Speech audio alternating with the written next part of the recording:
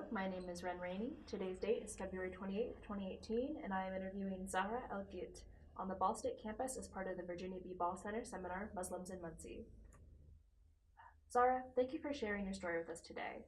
Our goal in this oral history project is to learn about your life and about your contributions toward building a community with fellow Muslims in Muncie, Indiana. So for the first question, could you just say your name for me and also tell me where and when you were born? Yeah, my name is Zahra El-Ghit, and I was born in Baghdad, Iraq. All right. And can you tell me a little bit about your family? Yeah, I have my dad, his name is Samir El-Ghit, and my mom, Selwa, and I have two younger brothers, Hassan and Eli, and then I'm the oldest. Me and my younger brother, Hassan, we were born in Baghdad, came here with my mom, and Eli was born here in America. All right. And what did you say your birth date was? April 30th of 1993. All right. And can you tell me a little bit about what the environment was like in your really early childhood? What was it like growing up? Growing up, it was good to me. My parents were more sheltered, so they kept me inside and with family a lot. We didn't go out too much because of the environment in Baghdad at the time. It was under Saddam Hussein's ruling, so there was a lot of war between Iran and Iraq at that time as well.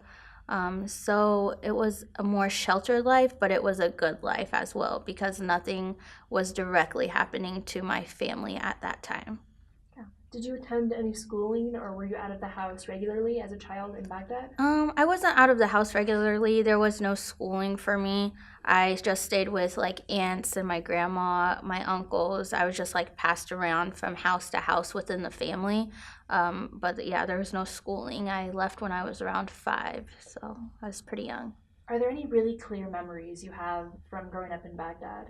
I would say the houses. I remember the gardens. There's outside gardens. I remember certain smells. And I also remember the markets. There was outdoor markets. So a lot of just like fruits and vegetables, spices, falafel stands, kind of stuff I remember. Yeah. And can you tell me a little bit about how you learned about the Quran while you were still in Baghdad growing up? Well, do you mean like how, like at 5 years old, how I learned about the Quran? Yeah, like do you remember anything that your parents did that you kind of watched or followed? Prayers mostly. I remember my grandma, I would sometimes sit by her while she prayed. And also just like the reciting of the Quran. At nighttime, I know my mom used to sit by my brother and I before we went to sleep and like recite the Quran to us before we went to sleep. Hmm. And how do you think Islam shaped your family practices either in Baghdad or once you came to Muncie?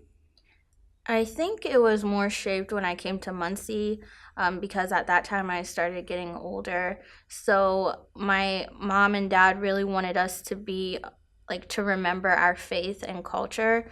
So they let us go to the mosque on Ball Avenue, the old one. And we did a lot of things there, like Sunday school and Eid parties and Ramadan and all the cultural stuff that we did there. Yeah. Do you think your family considered Islam to be a key part of your guys' identity? Yeah, definitely. What were the most important lessons that you think were imparted by your family members? I think the most important lesson was to always remember who you are, and then don't forget where you're going, and to always remember about other people along the way, but never lose sight of who you are and your identity. Yeah. Did you have any impressions of America before you came here? I know you were obviously very young. I was super young, it wasn't like something so shocking to me, but I do remember when I came here, the snow, that was so new to me, and I really thought that was awesome. And that was around like Christmas time, so decorations and presents and gifts everywhere. That was something I really enjoyed when I was younger. Can you tell me how the process was immigrating here to the US? My process was a little difficult because we came here so fast because of the situation in Iraq. My dad was a part of the war, and they thought my mom was a spy because she is half American. So a friend of his told him that they were going to kidnap me and my brother, the government was, and to let us leave the country as soon as possible. So we left within a day, and within hours actually, and we left to go to Jordan. I spent months, I believe, in Jordan with my mom and uncle and brother. Also my grandma. My grandma was able to leave early because she had an American citizenship and we did not. So we had to get the paperwork and all that stuff started. And then I came to America after that. So it was really fast paced to come here. And then when I got here, we definitely got settled in, but we didn't get settled in with my dad because my dad came almost 2 years afterwards because of his situation. Yeah. And when you eventually were all here together, where did you guys stay? At first we stayed with my great aunt Bonnie and my grandma, my mom, my my younger brother, myself, and my uncle Stephen. After that, there was a local church that helped us get settled in. So we lived in a house near downtown Muncie near the Mitzvah station. And then after that, after my mom got 2 jobs, we were able to move into an apartment, carriage house apartments here in Muncie. And then my dad also came, and that's where I grew up. And then we moved into a house and to another house. Yeah. All right. And when did you say that you first arrived in Muncie? I don't know the exactly when we arrived in Muncie.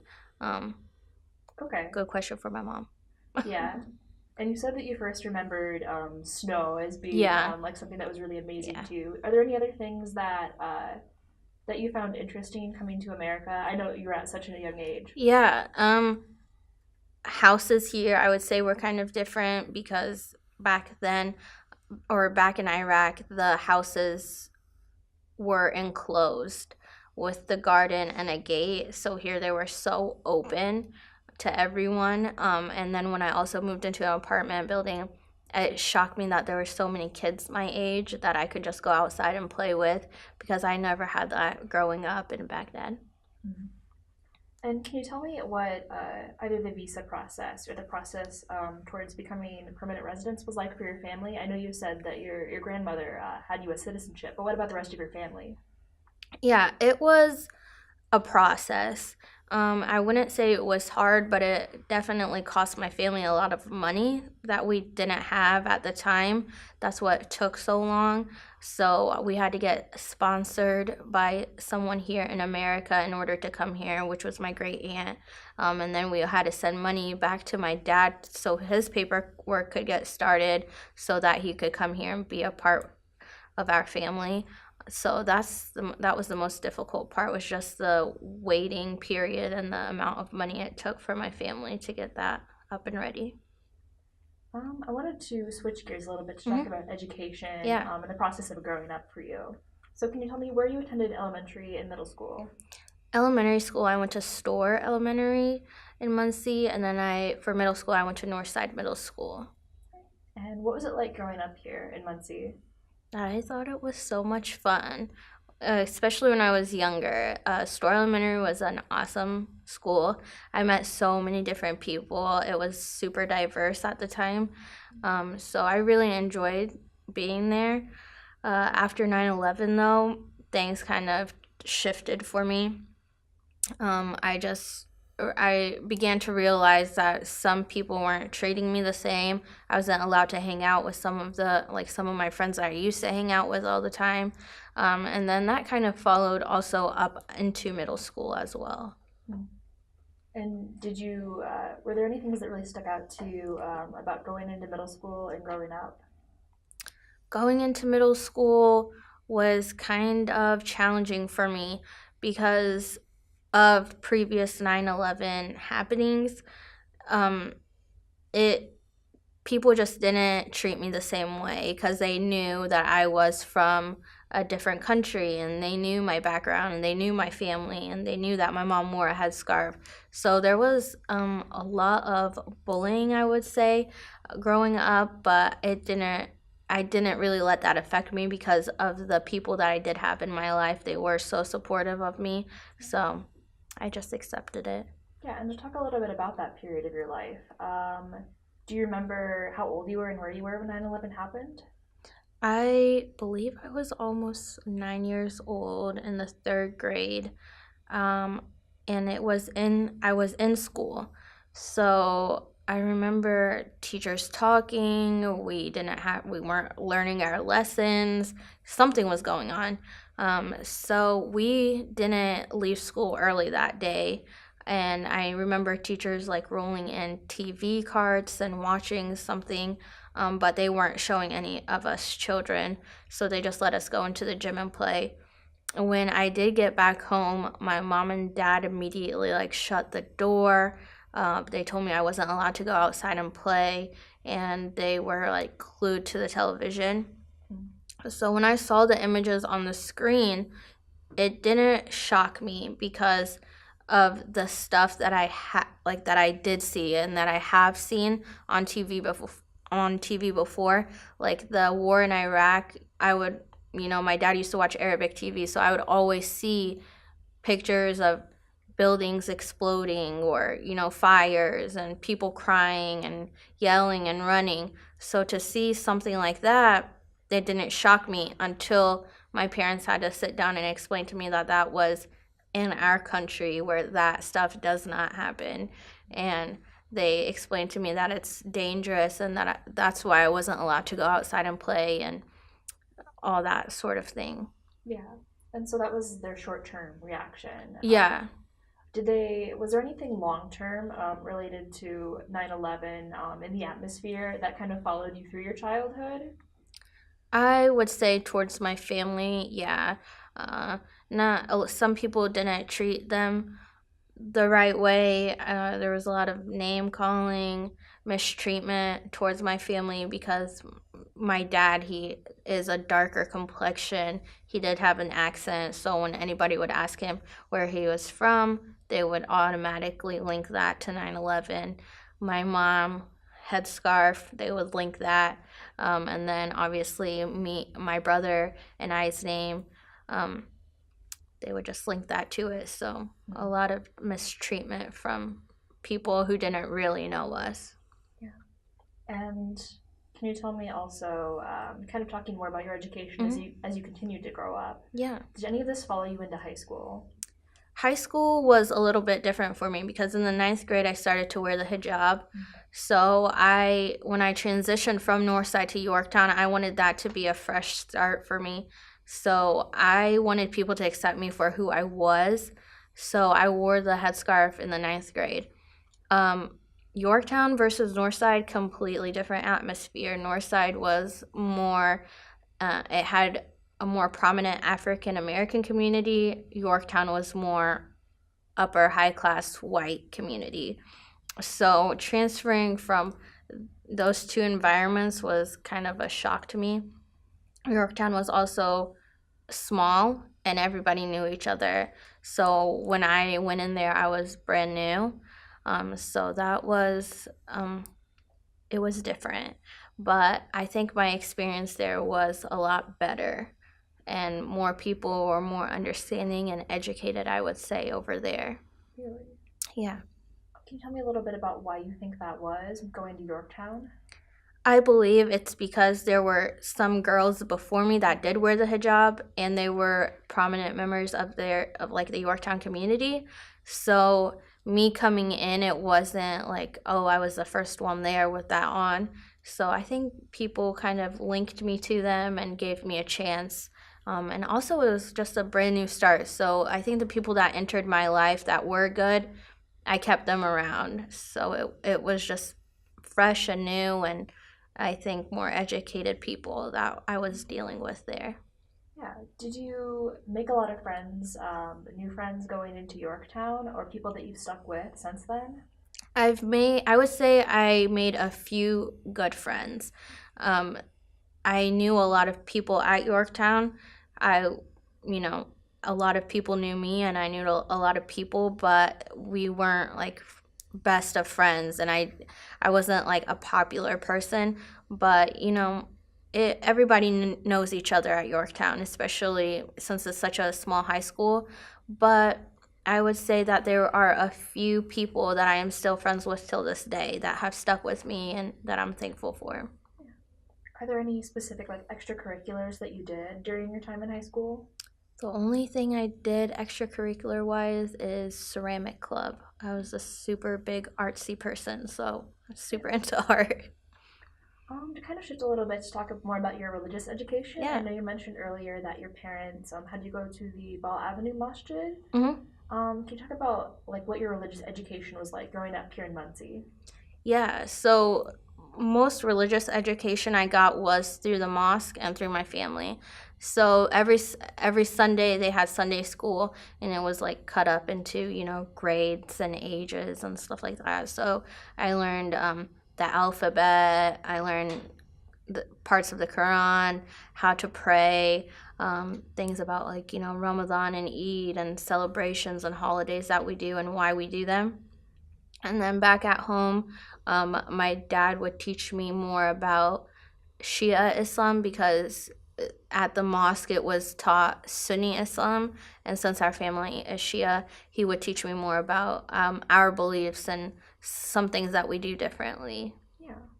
Since your beliefs are a little bit different than some of the other people at the mosque, did you feel connected to the other students or other like just community members? When I was younger, I felt connected. There was no talk of Shia and Sunni problems. As I got older, there was a shift because there was like a war in the Middle East between Shia Islam and Sunni Islam, and which was more powerful and which one was more right, and that kind of shifted into people's thoughts and beliefs here. So I would say when I got older, I realized that there were some problems within the community about how you should pray or what you should do and how you should practice your religion.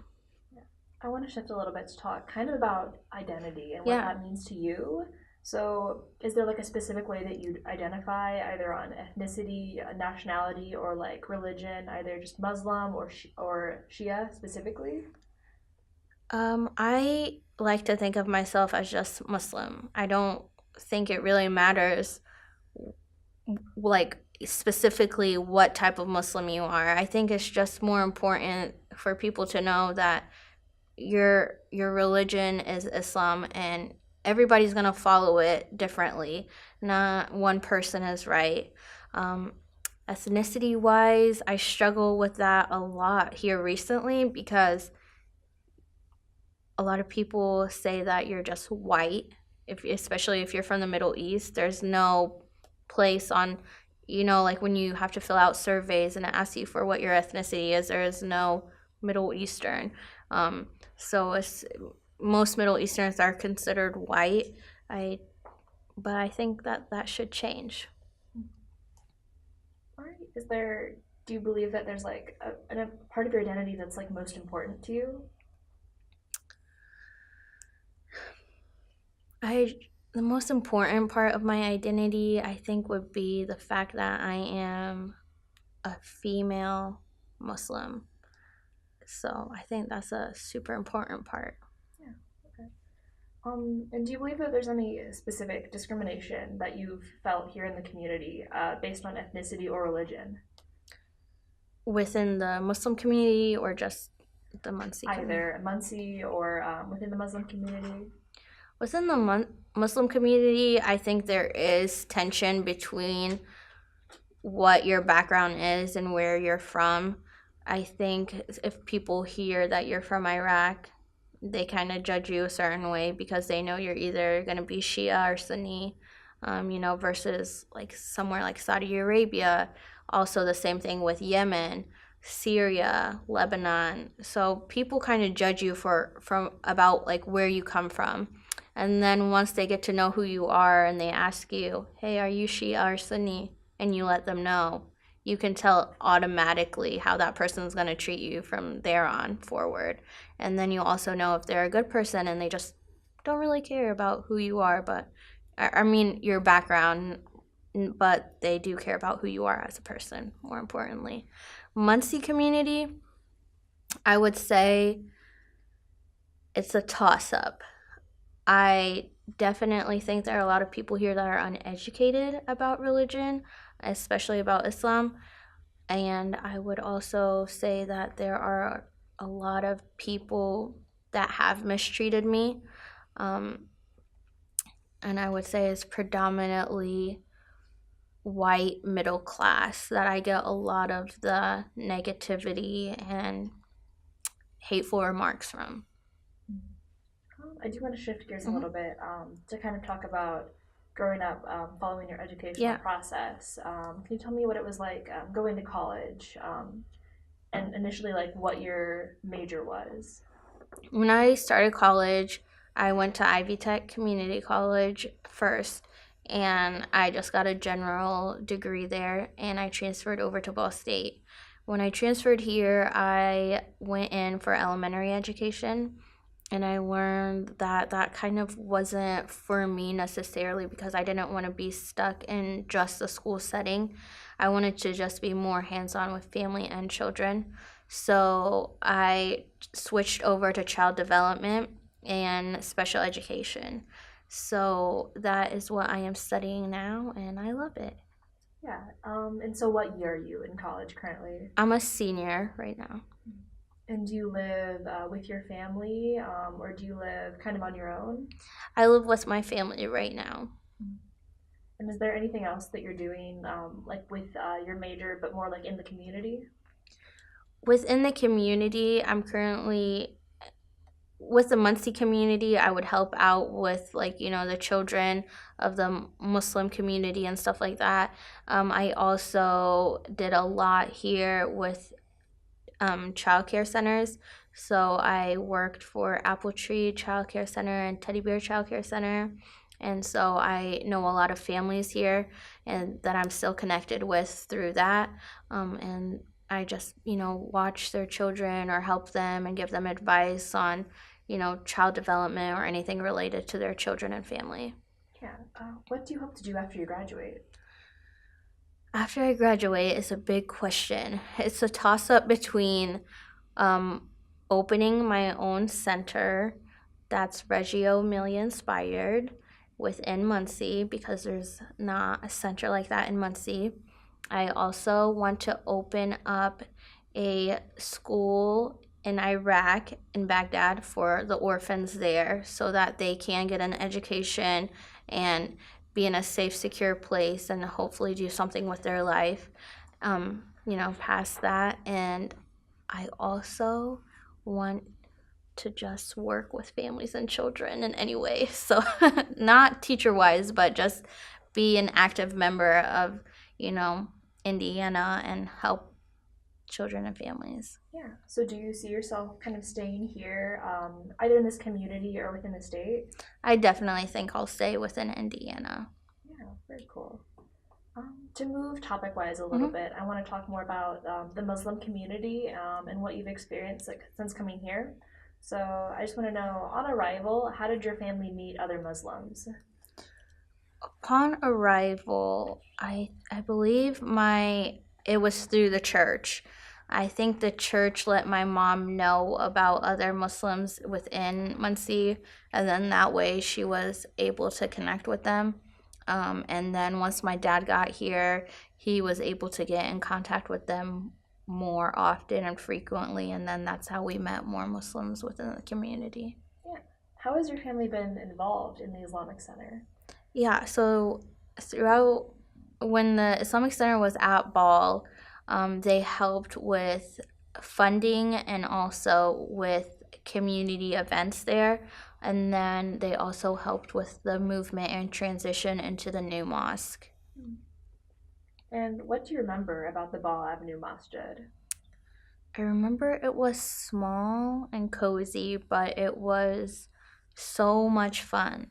It was a lot of childhood memories there that I really love and just cherish till this day. And even though it was so small, it was so awesome, and I believe it was a really great place. And do you remember the move to the Hesla Road Masjid very well? Yeah, I remember that. I thought it was really big and huge, and I thought it was way nicer because it's obviously an upgrade from what we did have, but it didn't feel the same. I'll say that. Mm. How do you feel about the Hesla Road Masjid now? Since I was older, now that I'm older, I'm not as active in the community, um, but I think it's all right. I think it's doing great. It does have some room for improvement, I can say. I know that really there's a lot of diversity in the Uh-huh. Muslim community here. So, what is your relationship with fellow Muslims of diverse races, ethnicities, or other sects? Yeah, I really like to get to know people no matter where they're from or what their background is. I like to get to know that individual for who they are and their experiences. Um, it I can't say that it's so diverse right now at the moment. I think it used to be more diverse when I was growing up. So since it's kind of downgraded, I would say, and a lot of people have grown up and moved away, I haven't been as active in the community, but I still think it's still a strong knit community, and everybody knows each other. So I I'm really close with the Bahrami family and their daughters, so that those are some people that I relate to and that I still talk to, and then I also speak to um, Safwan's family and Qusay's family because they are from Iraq, and that's how I can connect with them on a certain level because of our background. Yeah. How do you believe that the Islamic Center has integrated different cultural or ethnic traditions? Can you extend upon that a little bit? Yeah, for example, either during Ramadan or other Mhm. times of year, like of celebration, do you see kind of like these different aspects from different cultures or different countries? Yeah, a lot of people bring in their own dishes and um the things they wear, especially during Eid and Ramadan. You can just see like a lot of different people and how they celebrate, the the the holidays that way. So it's really cool seeing that. And what do you think some of the biggest strengths of this community are? I think overall, if we when we put our differences aside, we are really close and we all support the same ideas that are beneficial for us, to help us succeed and help each other. Yeah. And what do you think some of the biggest obstacles are that have been faced by the community together? Some of the obstacles I would say are um, different backgrounds and how they can interfere with personal thoughts.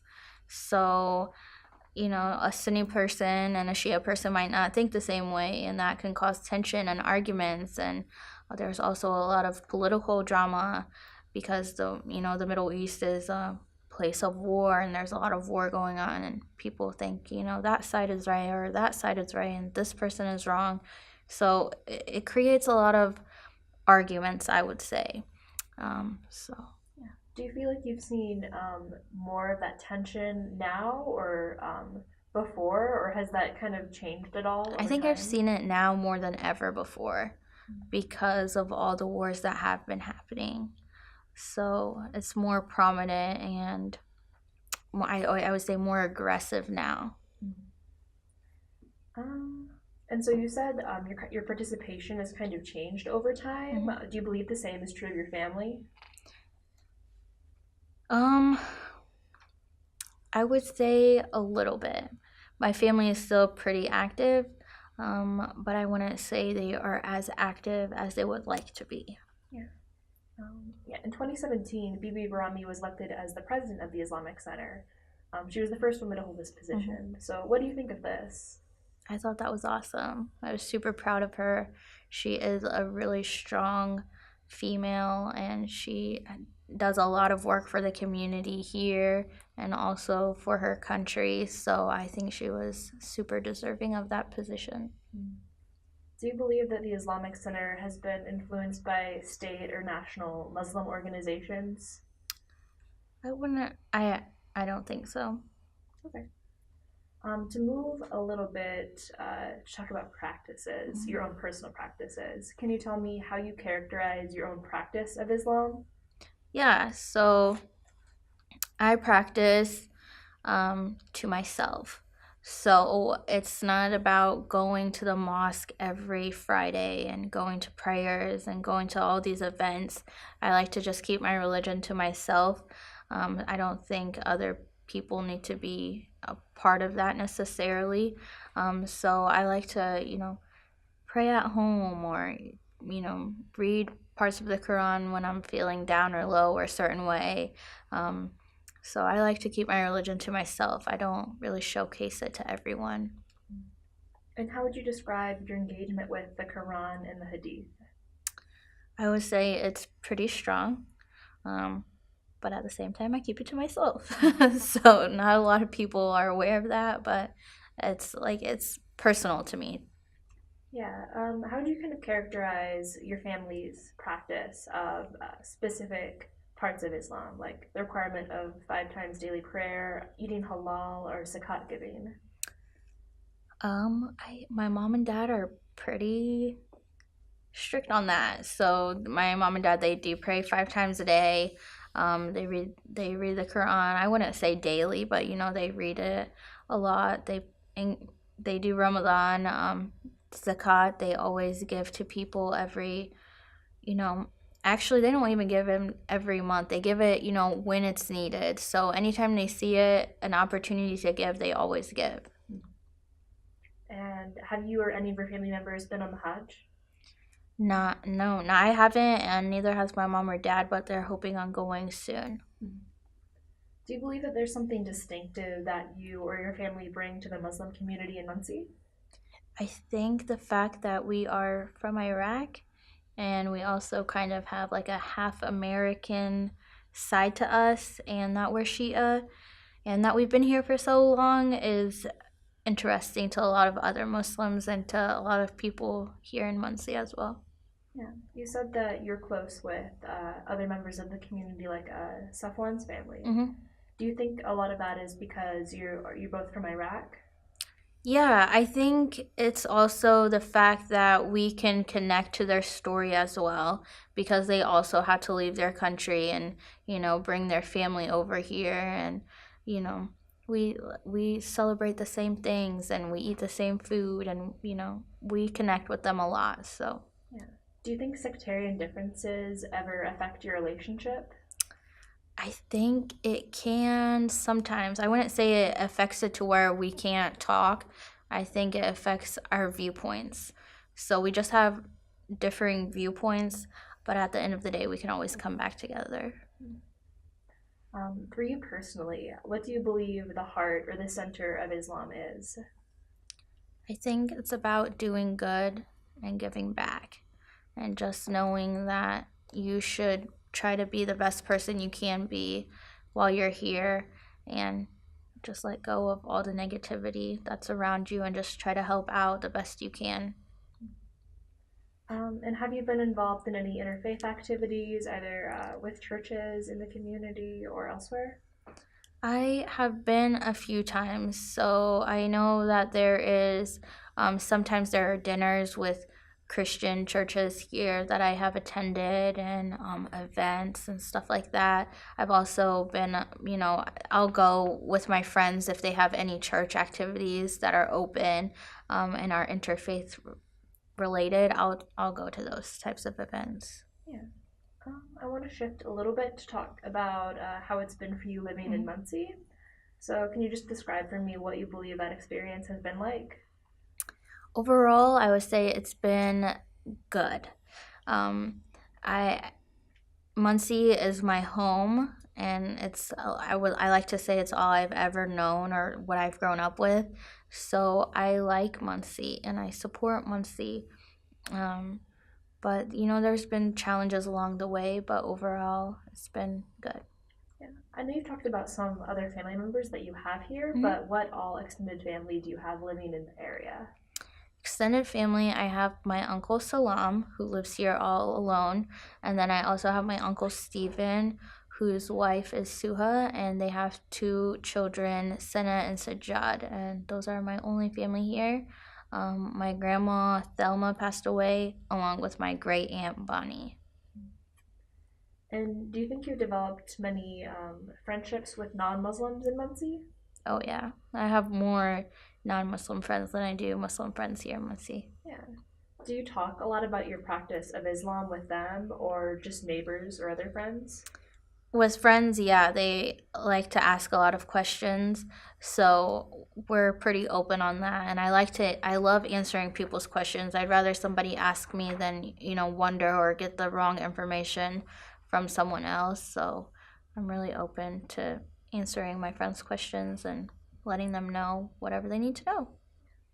And have you been involved in any community organizations or activities? Community organizations, just the Muslim community. That's the only thing that I have been a part of here. And did you initially experience a strong sense of belonging in Muncie as an immigrant? Can you extend on that? Yeah, I mean, I know you were very young Mhm. when you came here, but like, how did you experience like a sense of belonging? Did you feel really connected to the community? Yeah, some parts of the community I felt really connected to, American parts of the community. So some people were really helpful and helped me feel like I was at home and that I'm still connected to till this day. So that's what made me feel like I belong here. Yeah. Over the years, has that sense of belonging changed at all? Not really. I feel like I still belong here and it's actually grown more because I know more families here and they make me feel welcomed and appreciated and they love me and my family for who we are. And has your involvement in the community changed at all as you've grown up? I just think that, like I said, it's kind of decreased at like the Muslim community part. Um, Overall, I'm pretty busy, so Yeah. it's I'm just there when I am. Yeah. Are there any other things that you're involved with, either with school or outside of school, whether that be organizations that you've joined or things that you're taking part in? Yeah, I'm a part of NACI. It's the National Association of Young Children, and I'm also doing my internship in Indianapolis at the INAEYC. So they're just child development institutions that I'm a part of. Can you tell me what the INAEYC is short for? Yeah, it stands for Indiana Association for the Education of Young Children. What are some responsibilities that you have when you're working there? So, right now, I am working on legislative bills that pertain to children in Indiana. The one is called Safe Sleep. So, it's making sure that centers are following safe sleep regulations, that, when they're putting the children to sleep, and also helping families in Indiana know how to properly put a child to sleep and what to do and what not to do. Do you hope to stay with this organization past graduation, or what do you hope to do with it? Yeah, I want to stay there for a while so I learn more from them. Very cool. I'm going to move to talk a little bit about your experience at Ball State. So, can you tell me how the presence of Ball State in the community has been a factor in your life, specifically as someone who eventually came to attend university at Ball State? Ball State growing up was really diverse to me and a big part of the community.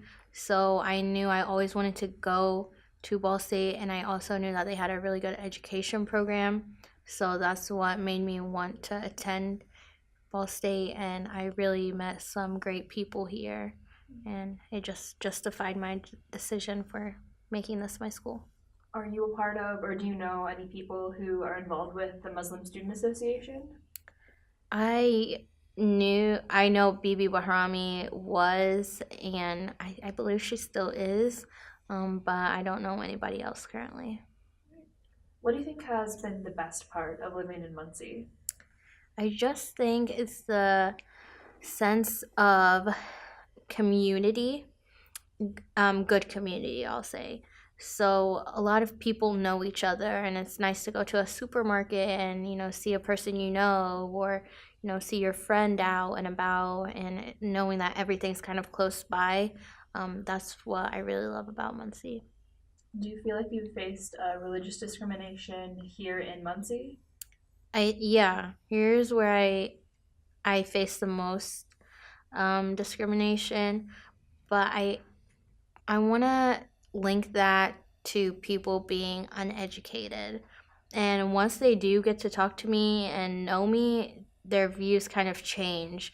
And then you see them respect me a little bit more, before just assuming, that I am Muslim and that I probably don't speak English, or, that I'm not going to respond to them. So when I do respond to them and, you know, respond to what they said and try to get their viewpoint and explain to them, like, that's not right. You probably shouldn't say that. Or why are you saying these things? And let me inform you a little bit more. It shifts. So Have you held very many different positions in the Muncie community at different jobs? job wise, I've always in at the Muncie. Sorry, let me restart that. At the Muncie Children's Museum, I was an educator, so I got to meet a lot of families from different backgrounds and different economic levels. So I got to work with high class people, and I also got to work with some families that came from low class backgrounds. And then when I worked as a teacher at Teddy Bear Childcare, that was also really diverse and rewarding. And I got to work a lot with children who came from the federal poverty level and their families. So I really love that job. And then I worked at Apple Tree as an assistant teacher. And that was a really fun experience for me because I was balancing at the time a lot of school, because I believe I had like almost 18 credits at that time, and also a part time job over there. So that was fun. And then now I'm interning at the INAUYC, which is a huge organization in Muncie, in Indiana. So that's really rewarding for me. And is Apple Tree like a childcare center? Yeah, it's an education center, early learning. So they help a lot of families in Muncie, and it's also connected to the YMCA.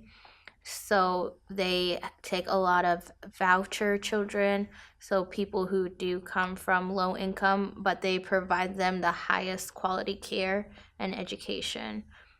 So it's really fun to see children that are from low income, and also families that want their children to be there that come from high income. Put those two children together and see how they can come together and learn and grow up. It's really cool to watch. To change topics a little Mm-hmm. bit, what is your relationship with families still living in your home country? It is different. I used to be really, really close to my grandma. The only way I can talk to her, though, is through a telephone. So I don't feel like I'm super close with my dad's, mom. And then cousin wise, I stay in touch through social media like Instagram and Facebook and Snapchat. So it's awesome to see how their life plays out, and in that part of the world and my life, and similarities we have and differences that we have. That's how I just stay in touch with them, is through social media.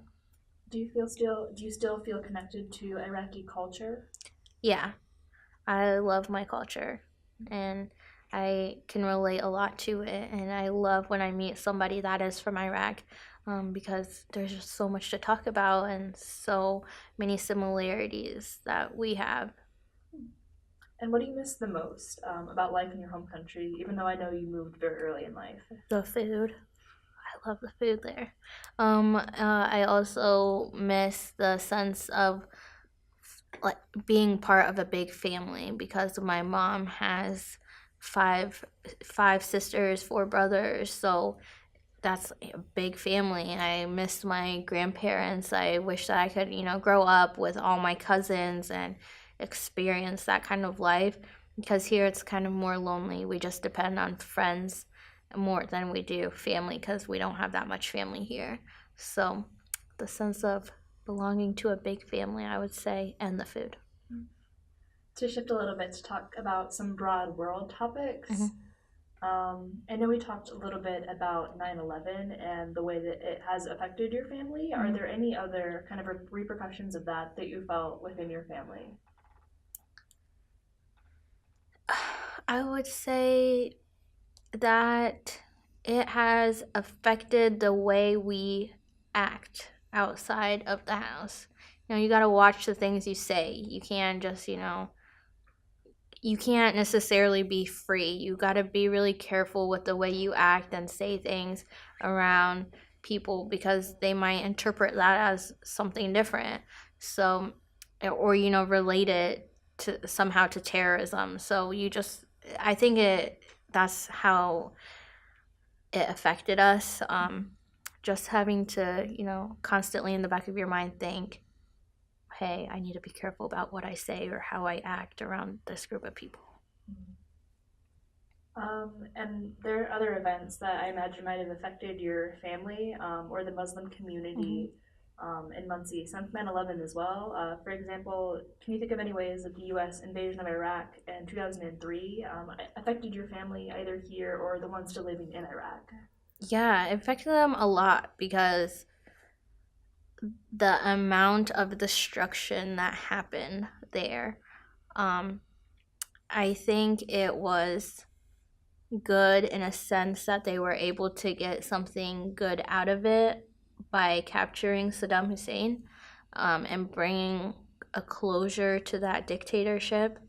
I also think it was a lot of bad because of the amount of destruction, lives lost, the separation caused, the inflation. It just affected Iraq as a whole and families that are living there till this day.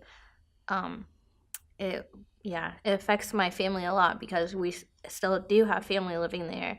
So I see my dad sending money to them to help them out because sometimes the money that they do have there isn't enough to help out with the things that they need to survive.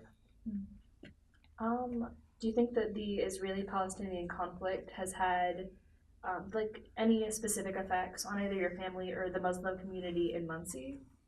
I don't think that has anything to do with my family necessarily because it's between Palestinians and Israelis. I do think it affects some of the Muslims that are here that have come in contact with that conflict. For Muslims as a whole, though, I do think it is somewhat sad to see the state of Palestine and the decline of that country because it's almost like non-existing anymore, and Israel is very much a powerful part of that area. Um, but I think that's just how history goes sometimes, and sometimes if a country can't support itself, unfortunately it gets lost, and there's not that much other countries can do to help out right now because of everything that has happened and that is continuing to happen. To talk a little bit more about some current events, what do you think of or have you engaged with at all the Black Lives Matter movement as a person who is a minority yourself? Yeah, I definitely supported that movement. I always want people's voices to be heard for anything that they feel is important. I think, their lives do matter. All lives matter. But particularly at that time, there was so much going on. And even till this day, there is a lot of stuff going on with African Americans throughout America. And it needs to be seen and heard by everyone.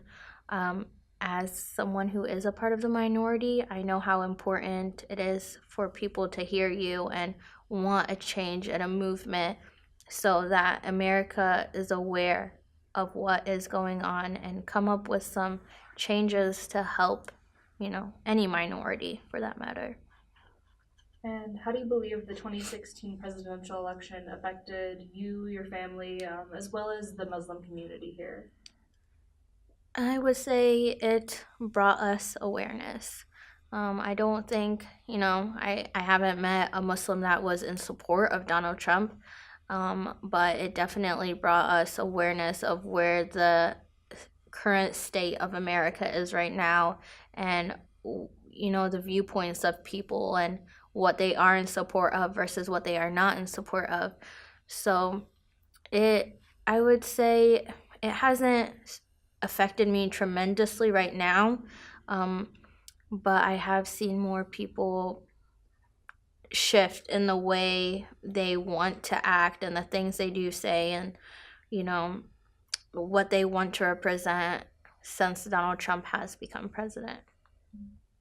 Do you feel that you've seen any changes either on social media or in person of friends or people that you just happen to know in the community? Yeah, some of my friends, American wise, have been in support of him. So it's kind of shocking to see, that they know me and they know my family and I'm pretty close with them that support someone like this.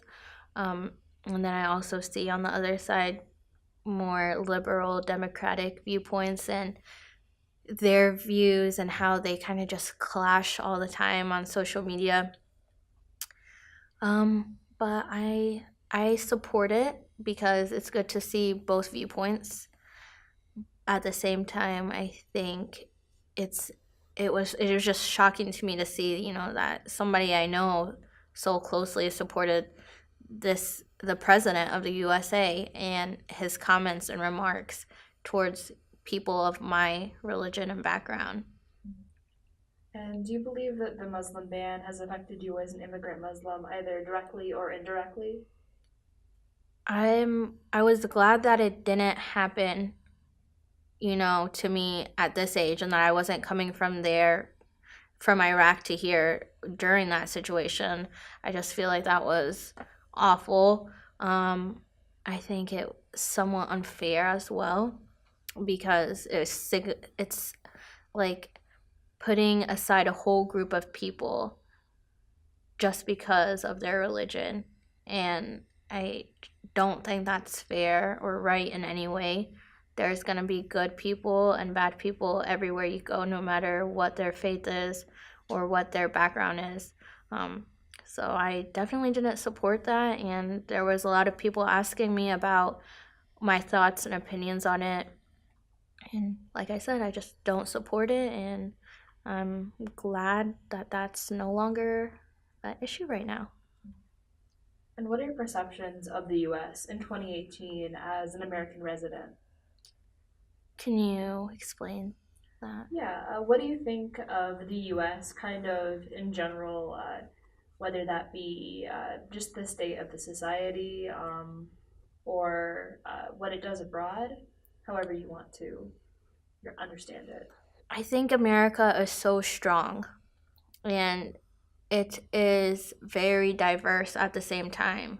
So I think a lot of what's happening here is good to see. It's good to see people protesting about what they believe is right or wrong. It's good to see people's opinions and viewpoints from both sides.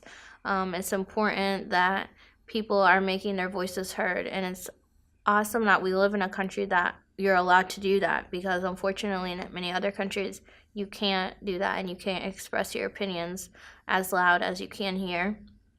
So that's something that I support and I'm glad Americans can do nationwide.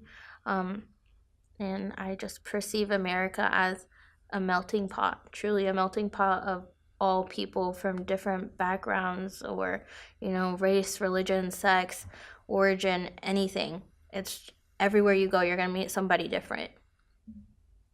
And how do you feel that civil rights are a personal issue for you? Which civil rights? Anything.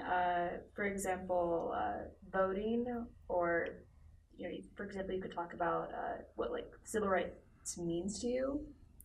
I think it just means the opportunity to be able to be who I am here. So I'm glad that I am able to vote as a U.S. citizen for who I support. Um, and I think that it's great that anyone that does have a citizenship is able to, make their voices a part of anything that's going on here.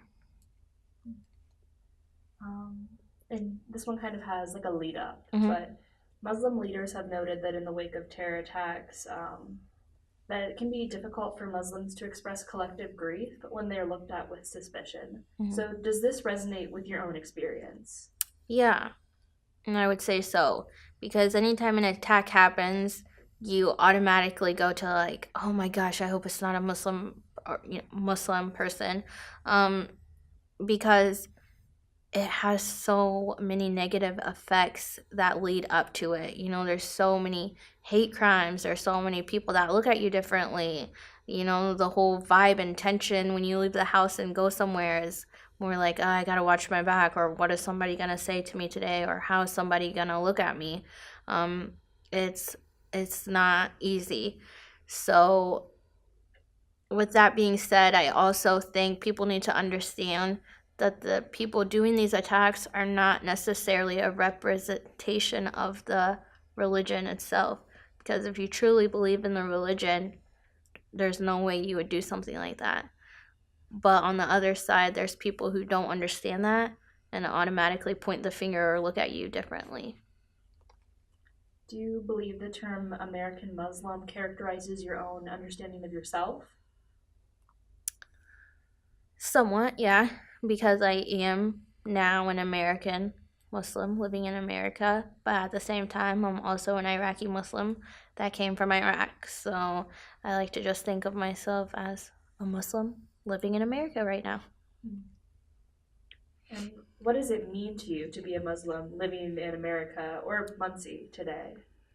I think it is an important role to be a Muslim in America, because you have to represent yourself in the best way possible, so everywhere you go people know, like, hey, that was a Muslim. Like, I can have a conversation with them, I can connect to them some way.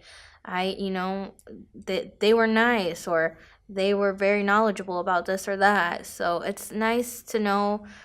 It's just really important to know that you have to be the best you, which is also a part of the religion. So you just have to always be your best no matter what, and do your best and connect with anyone that you meet.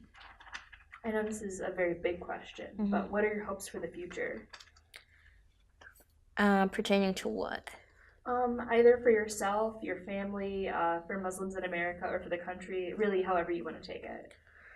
For the future, I just hope we can be a more civilized nation, to where anyone can be who they want to be in a peaceful way. I just wish there was more equality, more happiness, instead of more negativity and conflict and, people not agreeing on stuff. I just want more peace in the world as well. And for the Muslim community, I hope to see more engagement with other parts of the community. So I want the Muslim community to reach out more and be a part of the bigger Muncie community and make our voices heard, and build bonds with other people. All right. And in closing, you can take a few minutes to reflect for this question. But is there one event or story from your life that you think captures what it means for you to be a Muslim in America? I think the most important part of my life has been the progression of myself throughout this community. So growing up, I was just crazy to think about where I was at, where I came from, and where I'm at now, and where I hope to be. So it's just really rewarding to see how my life has progressed and all the challenges that I've gone through, and that they do mean something to me now, and they were presented to me for a reason, and that anyone is capable and strong enough to overcome anything that they have going on in their life, and you know being true to who you are and keeping your faith, your background, your origin the main focus, and knowing that you are a good person and that you can do good for others is really what has been important to me, and I think that's what has shaped me, and it's just great to see where I came from to where I am right now. Well, thank you, Zahra. On behalf Thank of you. the Virginia B. Ball Center Seminar, Muslims in Muncie, I want to thank you for sharing your story with us today. Thank you. Cut.